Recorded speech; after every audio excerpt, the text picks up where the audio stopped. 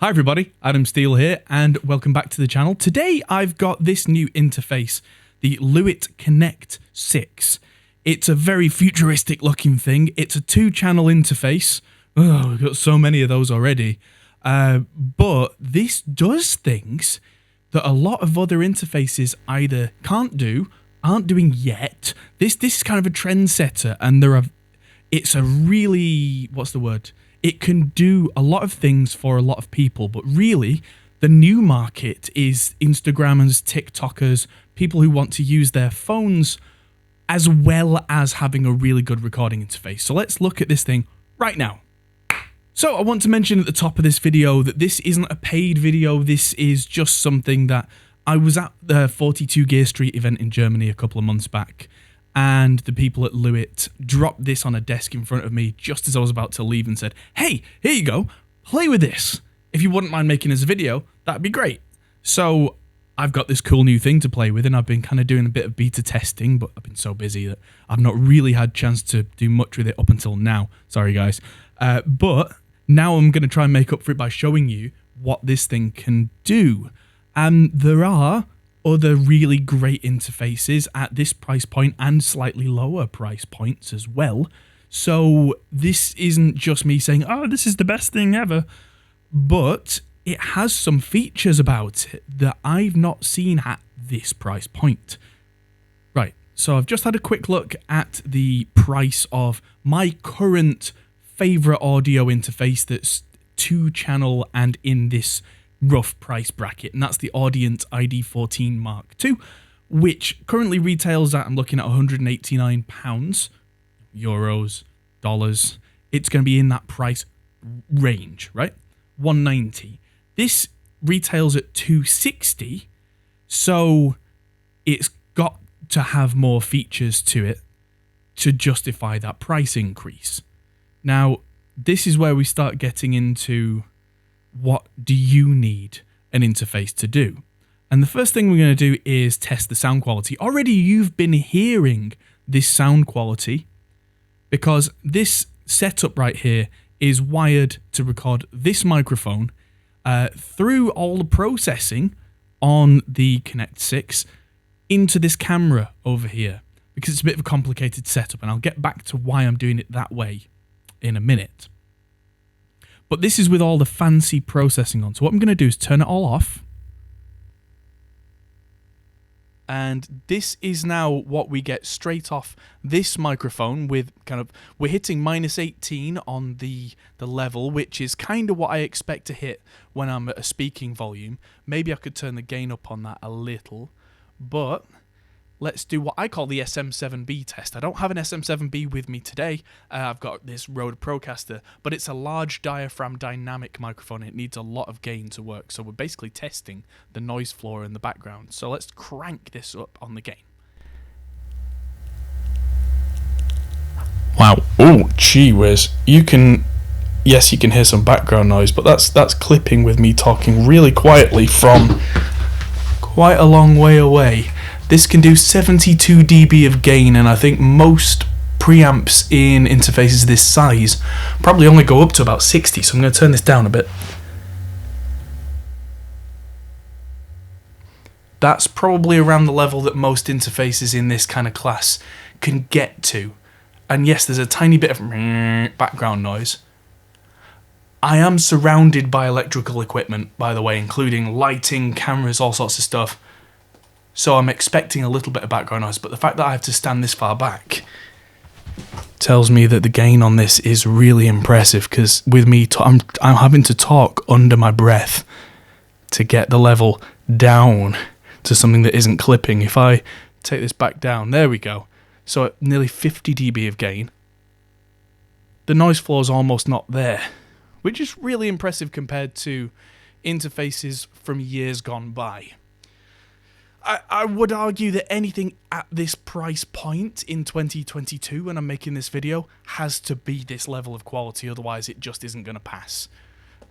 That's where Audient have done great, that's where Lewitt are kind of trying to keep up now.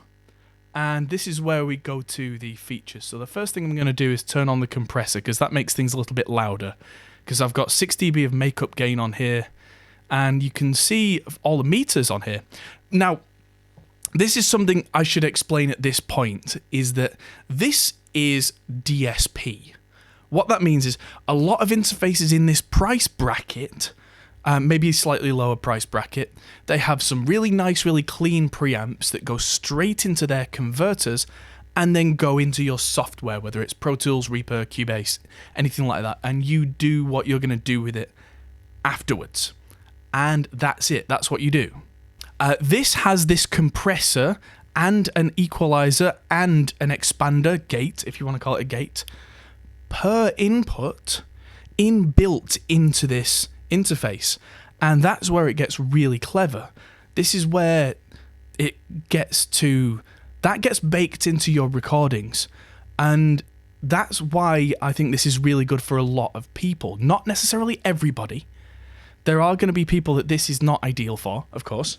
But depending on how you work everything, this could be, especially for someone like an Instagram or TikToker, if your sound is ready, done, you've got no processing to do, it sounds amazing, and it's baked into your video so it's ready to ship just as soon as you hit stop on record. That could be the thing.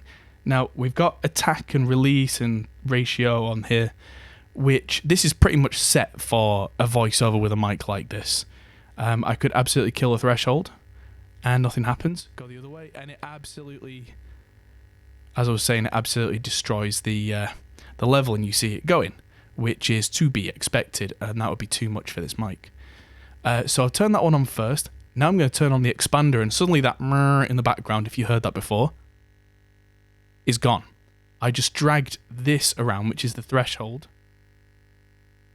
There we go. So if I do it really low, then it takes a while to cut off the background noise. If I take it just to where it's just below my quietest talking points, then it cuts out the background noise when I'm not talking. Easy. You can make it more harsh with a harsher ratio. There's attack and release times, which are, yeah, the release is, you can absolutely kind of gent gate it like that, but I'm going to leave that 10 milliseconds on. And it still sounds a little stuffy, but that's partly this microphone. A lot of broadcast mics tend to have a sound that's quite kind of rich in the mids, which can end up sounding a little stuffy. And so if I turn on this EQ, oh, there we go. This is what I did earlier with the EQ. So I've got a big bass bump here to give me that radio effect. I ended up going with a big mid dip where that kind of that honk there, that got rid of that. There we go. So I just took some of that out. I used band 4 as a high frequency lift to give me a bit more top end. I might do more of that depending on how I'm feeling. And the other one, I used band 1 as a notch because there's a nasty sibilance around there, which you can play with. And so, I'm just going to move that out of the way. The Q value is kind of how broad or narrow any of these peaks are. On a Mac, you have to hold down the command button while you move this around with the mouse, and you can make it really super sharp, or you can make it really kind of broad. I've made this sharper so that it's only taking that sibilance out and not killing the whole thing. And so that, and the high pass filter there, which takes out the super low end, so it's not ultra boomy and, you know, isn't going to destroy things that way. That's all done. And then if I hit maximizer, this is going to get louder. But that's on the overall mix, and that just bumps the level up. So now we've got a big sound that's not clipping. And where it gets really interesting is when I plug in my phone. So I've got a USB-C to Lightning cable. You can get them from the Apple Store now. All the modern chargers, as far as I'm aware, they all come with USB-C on the end, because the back of this interface has 3 USB-C ports, which is fascinating that the one on the end is a computer one. So if you've got a Mac or a PC, then that's what you use. There's one for just power, which comes into play if you're using this with a phone, and only with a phone, because what you can do then is you can power this with USB-C with a nice fast USB charger and unplug it and not have it anywhere near a computer, and that will charge the phone at the same time as running the sound back and forth. So that could be really useful. One thing you can do with this that I've tried out earlier is I've got, spoiling things here, I've got an app on my phone called GeoShred, which is kind of like a keyboard, and you'll see it on screen there, that if I have the mobile in, which comes up on screen whenever you plug your phone in, I now have that set to come out of output mix A being the one that I'm hearing on my headphones, but not going back to the phone on mix B because that would cause a horrible feedback loop. I can now play this, and in real time, it comes up as something I can record in Pro Tools or Reaper or whatever.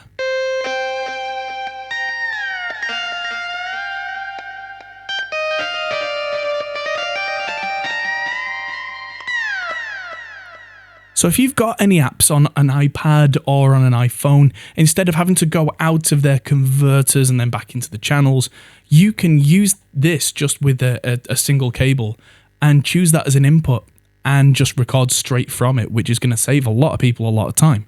I know there are other interfaces that have done that in the past, but having this integrated is a good feature for... Shut up. For people who do that a lot with producing with iPads or iPhones, or I believe it works with Android as well. So there is that. I'm not today going to do a full song with this. I'm sure there are other channels that have done that. I know Produce Like a Pro have done that, and it sounds great. But I'm focusing on some of the other features because that was really cool, getting the sound out of a phone into here. But going the other way is where it really starts to open up. Now that I've set the sound on here so that sounds great, I can choose the amount of level of each microphone. I can choose the level on mix A and B. So I've got this set. So mix A is on loop back, so that if I'm using something like Pro Tools or whatever, that can record in live. Something that's not happening right now is I've got OBS recording the screen for this. And if I try and record this by using audio input capture, I get a choice of Connect 6, which is the two microphone inputs, hard panned and not the loop back or anything like that. I don't get any of those kind of choices. So I'm just going to remove that again. Remove yes, and go back to what I was doing. So that's something that I am going to ask. I wonder if Luit can do that in the future, is have that as a come up as multiple options so we can choose the loop back or something in OBS, because OBS is what so many people use now for streaming.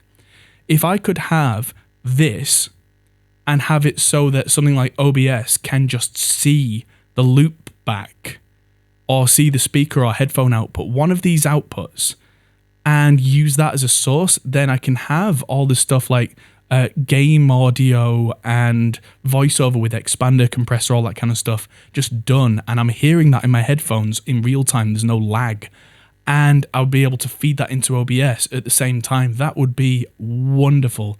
Not having the option to see that right now is awkward. I'm going to guess that in Windows, that's already an option that you'll have multiple channels, but on Mac, it's something I've seen with other audio manufacturers as well. So if there's something I'm missing in terms of a setting somewhere, let me know. If not, please see if you can include that in future software updates, because this thing does have firmware updates and software updates. They're adding features all the time, which is useful.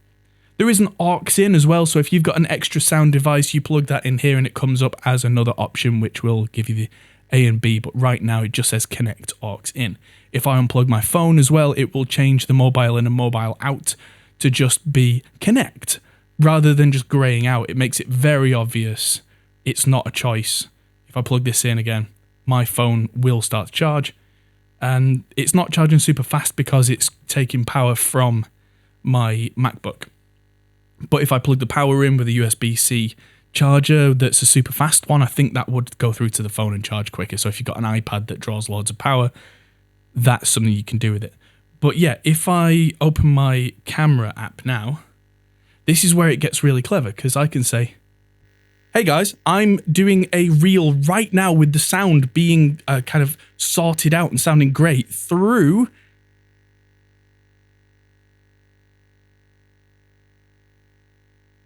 a Luit Connect 6. It's doing the sound for me.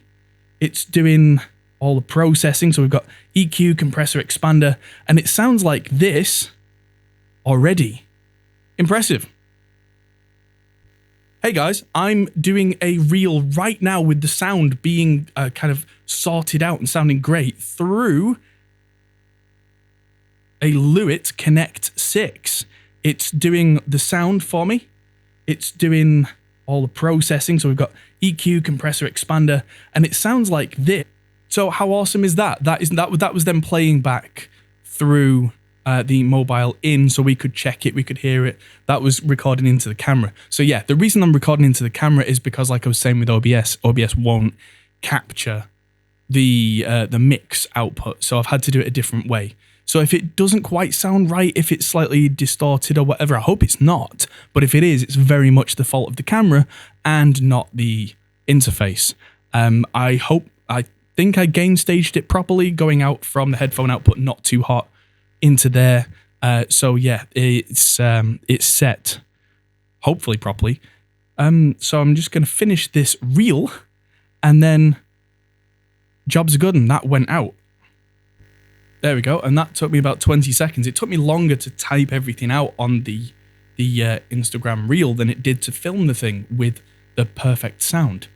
And if I don't want to use a microphone like this, I've got a shotgun mic overhead. I could use that instead, process that so that it's not on camera. I've not been using that the whole video because I wanted to demonstrate this, but I've always got that option. And if you're doing Instagram or TikTok from home, then that might be the way you want to do it. And yeah, having the expander and all that kind of stuff so that you can get the best sound without background noise at home and just film without having to sync separate audio, use really expensive cameras and massive file sizes like I do because I'm insane. There we go. That is now posted. Fantastic. And that could be a massive time saver, because if you're that kind of person who does that for a living, then it is that £70 difference, so $70, $80, $90 difference between this and what I usually use, which is the Audient. If that's what you do for a living, that could be the difference. That could be what makes it for you. I'm going to try a little experiment now, which is I'm going to unplug this from 1, 2, 1, 2, 1, 2. Okay, so I unplugged it from the Mac, and I've now plugged it straight into the power socket and straight into a USB-C charger, just to see if that kept the same sound. And it has. That was what I was looking for. It has kept the expander. I can tell straight away because as soon as I stop, I don't have background noise. And it's kept the compressor, and the EQ sounds about right. So that's all been saved to the device, which means that I don't need this connected to a MacBook or a PC once I've got things how I like them set. Which means as long as I've got something like a USB-C power brick, I could record anywhere. I could record in a field. You know, you can film on a phone but have great quality audio out anywhere you like. So this is now, like I said, recording using my phone. So let's talk about this big knob, because even though I'm not connected to the computer, I can still do some things. Like I can adjust my headphone volume. I can adjust, if I click it, I get the other headphone volume, which is currently affecting what goes to the camera. I can affect the speakers. I've got the gain for input 1 and input 2. Input 1's the one I'm using. If I speak up, I get a kind of a yellow light, which I think means you're in the kind of the right area. If I shout, that'll go red. And if I hold the button down on the inputs, it engages the 48 volt phantom power. So if you've got something like a condenser, shotgun mic, anything that uses phantom, you don't have to then open up a menu or an app to do it. As far as I know, there isn't currently an app on for the Connect 6 for iOS, but again, that might be a thing in the future. I have used RME's Total Mix on an iPad before, so I know that kind of thing's possible. And yeah, this is charging my phone, so I could film all day. It's got the sound processing done, and it's not connected to the MacBook, but also then I could take this back to the studio and use it, turn off the processing, use whatever plugins I want to use and do it that way in the studio. And if I wanted to do that, I would use the presets. So let's look at presets quickly. Sorry if this is seeming like a bit of a long video, but this does some really cool stuff that nobody else is doing. So the preset, I called this Polished Podcast. And I'm gonna save over that, because this is what I would want for like a podcast setup, but I'm going to add a new, which is clean door. And so on the clean door, I probably don't want the high pass filter. I probably don't want any of these expander, compressor, equalizer, and that is now ready. You can hear the background noise again. And that's more like probably what I would use in my studio setting. So now I can save clean door. And so if I'm doing a podcast or a live stream, I could go back to my polished podcast. Instantly, all my processing is there with the maximizer and everything. Turn clean door off. I'll probably want maximizer off as well.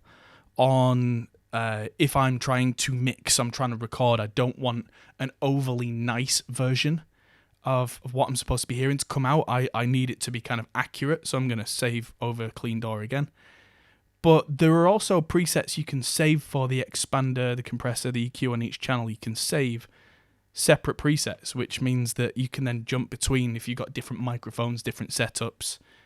So yeah, all I would have to do if I was taking this out, filming Instagram stuff, change it to polished podcast, done, unplug, plug in the power instead of the computer somewhere, take that, film, come back, change it back to clean door, and don't forget to change it back. But that's a user error thing, just don't forget. And there you go, done. I am very impressed with this thing, and I wouldn't be surprised if other manufacturers were hot on the heels with something similar. I know that Focusrite did something with podcasting recently. I don't know if that also has the DSP inbuilt. There will be others coming if there aren't already. So yeah, keep an eye out for that. But in the meantime, if you are in the Instagram or TikTok business and you need sound and you don't do the kind of videos where you don't say anything and it's all just music, this might be what you need. And also if you do music production and you do a bit of that, that might also be what you need. The extra mix output means that you could do something like, I could live stream from a phone whilst I'm doing mixing and making a track with a microphone, so that people on the phone broadcast could hear me, could hear the track, could give me a kind of a feedback on the chat, and everything should sound absolutely perfect. So that's something I should probably do more of, and this is going to make it easy for me to do that. So yeah, that's what's going to happen. Thanks everybody for watching, and thank you, Lewitt, for sending this to me, because this might just replace that really expensive channel strip that I was talking about that I got for my home mixing setup. My ID44 from Audion is still my go-to for mixing and tracking, because it's got more inputs, more outputs, ADAT, all the stuff that I need. But I've been running into a couple of issues with the the vocal channel strip, because OBS doesn't like higher sample rates like 96 kilohertz. And for a lot of guys who do TikTok and Instagram, they don't care about 96K, but I do. And this could be a solution for me. But which means that I'd actually be using two different competing brands' interfaces for different reasons at the same time, which is really weird and really niche. But the fact that I can do that is amazing. And so yeah, thank you again to Lewitt. And thank you everybody for watching. I hope you found this useful, and if I can put an affiliate link down in the description below, I will.